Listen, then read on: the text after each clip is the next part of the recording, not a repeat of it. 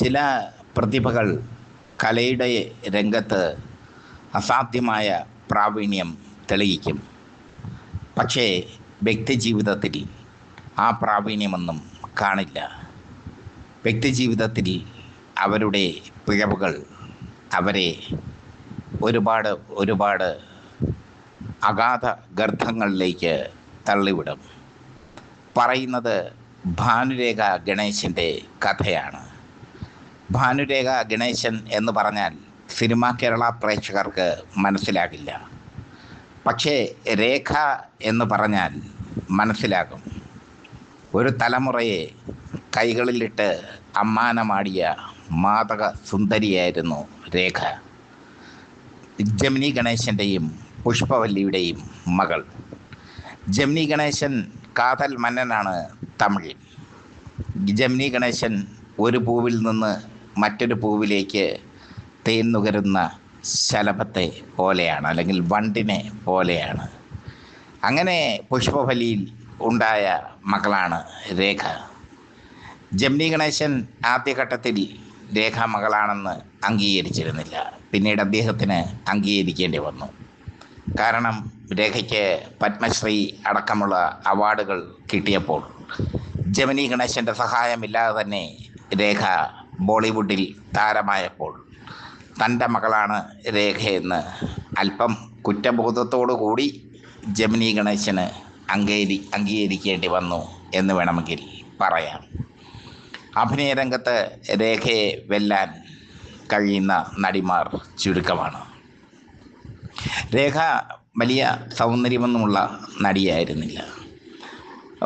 ഇരുനിറക്കാരിയായിരുന്നു രേഖ. തൻ്റെ ഇരുനിറം തന്നെ അപകർഷതാബോധത്തിലേക്ക് തള്ളിവിട്ടുവെന്ന് രേഖ പറയുന്നുണ്ട്. പക്ഷേ ഫോട്ടോജനിക്കായിരുന്നു രേഖ. രേഖ തെലുങ്ക് സിനിമകളിലൂടെയാണ് അഭിനയ രംഗത്തേക്ക് പിച്ചവച്ചത്.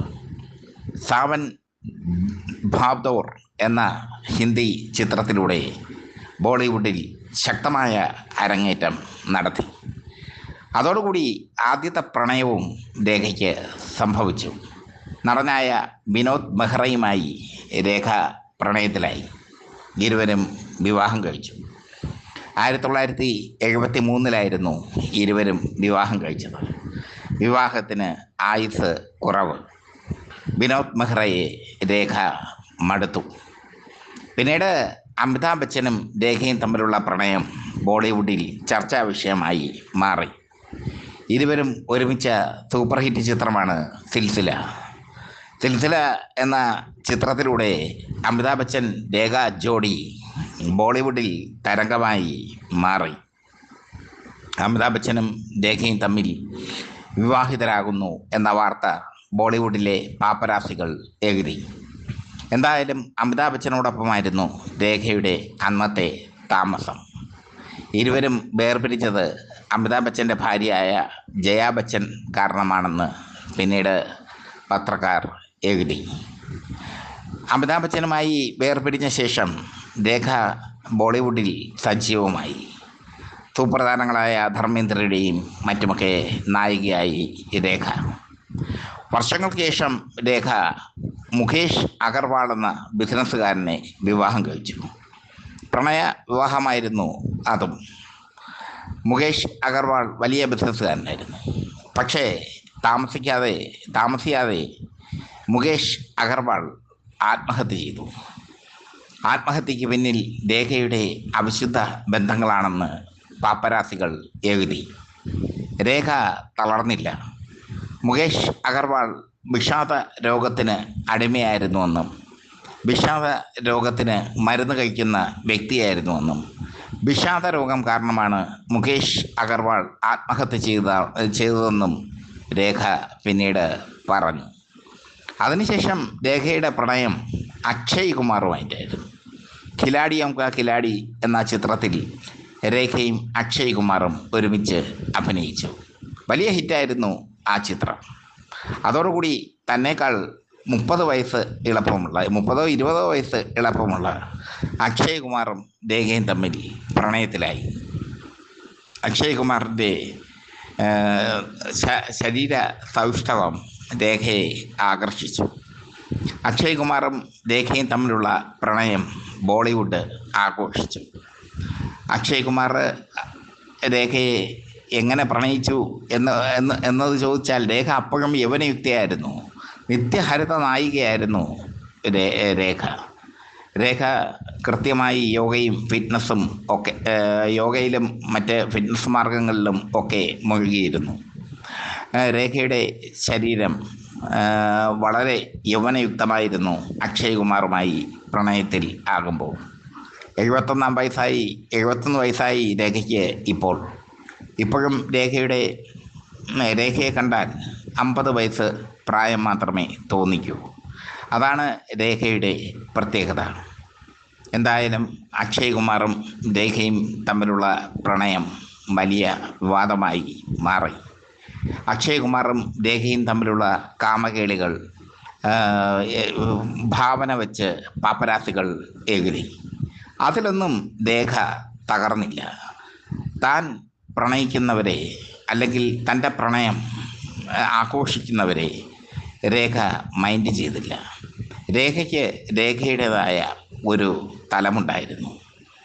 ഏകാന്തത രേഖയെ വേട്ടയാടിയിരുന്നു എന്ന് സിനിമാ കേരളയ്ക്ക് തോന്നിയിട്ടുണ്ട്. കാരണം എല്ലാം നേടിയിട്ടും ഒന്നും നേടാനാവാത്ത അവസ്ഥ. സിനിമയിൽ ഒരുപാട് ഉയരങ്ങളിൽ രേഖ എത്തി. ഹേമമാലിനിയൊക്കെ ഡ്രീം ഗേളായിരുന്നപ്പോൾ രേഖ നിത്യഹരിത നായികയായി മാറി. ഹേമമാലിനിയും ശ്രീദേവിയും മാധുരി ദീക്ഷിത്തും കരിഷ്മ കപൂറും അടക്കമുള്ള തലമുറകൾ വന്നപ്പോഴും രേഖയ്ക്ക് രേഖയുടേതായ ഡിമാൻഡ് ഉണ്ടായിരുന്നു. ഇരുനിറക്കാരിയായ രേഖ ബോളിവുഡിൽ സൃഷ്ടിച്ചത് ചരിത്രം. തൻ്റെ പിതാവിനെ രേഖ ഒരുപാട് സ്നേഹിച്ചിരുന്നു. തൻ്റെ പിതാവ് തന്നെ വിട്ട് പോയപ്പോൾ താൻ അനാഥത്വത്തിലേക്ക് വഴുതി വീടുമെന്ന് രേഖ ഒരിക്കൽ പറഞ്ഞിട്ടുണ്ട്. അതേ പിതാവ് തന്നെ അംഗീകരിച്ചപ്പോൾ താൻ ഒരുപാട് സന്തോഷിച്ചുവെന്നും രേഖ പറഞ്ഞിട്ടുണ്ട്. യഥാർത്ഥത്തിൽ കാതൽ മന്നനായ ജമിനി ഗണേശൻ്റെ അതേ സ്വഭാവമായിരുന്നു രേഖയ്ക്കും. ഒരു പൂവിൽ നിന്ന് മറ്റൊരു പൂവിലേക്ക് തേൻ നുകരുന്ന ശലഭമായിരുന്നു രേഖ. അതായിരുന്നു അവരുടെ പ്രത്യേകത. അവരുടെ ജീവിതം പലപ്പോഴും വിവാദമായി മാറി. ജീവിതം വിവാദമായി മാറുമ്പോൾ ആ വിവാദത്തെ അവർ ആഘോഷിച്ചു. രേഖയുടെ പുകവലിയും രേഖയുടെ മദ്യപാനവും ഒക്കെ പാപ്പരാസികൾ എഴുതി പിടിപ്പിച്ചപ്പോൾ അത് ഒരു ആഘോഷമായി കണ്ടു അവർ. അതാണ് രേഖയുടെ പ്രത്യേകത. രേഖയുടെ മാരകേളികളുടെ കഥ പറഞ്ഞാൽ തീരില്ല. രാജേഷ് ഖന്നയും രേഖയുമായുള്ള പ്രണയമൊക്കെ ഒരു കാലത്ത് ചർച്ചയായിരുന്നു. യാഥാർത്ഥ്യമാണോ അല്ലയോ എന്നറിയില്ല. എന്തായാലും വിനോദ് മെഹ്റയെ രേഖ വിവാഹം കഴിച്ചിരുന്നു. അത് 1973 അമിതാഭ് ബച്ചനുമായി ലിവിങ് ടുഗദർ ബന്ധം നയിച്ചിരുന്നു. അത് സിൽസില എന്ന സിനിമ ബോളിവുഡിൽ ഹിറ്റായി ഓടിക്കൊണ്ടിരിക്കുകയായിരുന്നു. മുകേഷ് അഗർവാളിനെ ഔദ്യോഗികമായി രേഖ വിവാഹം കഴിച്ചു. അദ്ദേഹം ആത്മഹത്യ ചെയ്തു.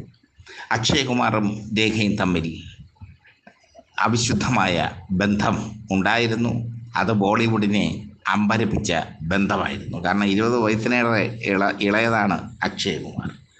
ഇതൊക്കെയാണ് രേഖയുടെ മാരകേളികളുടെ കഥ.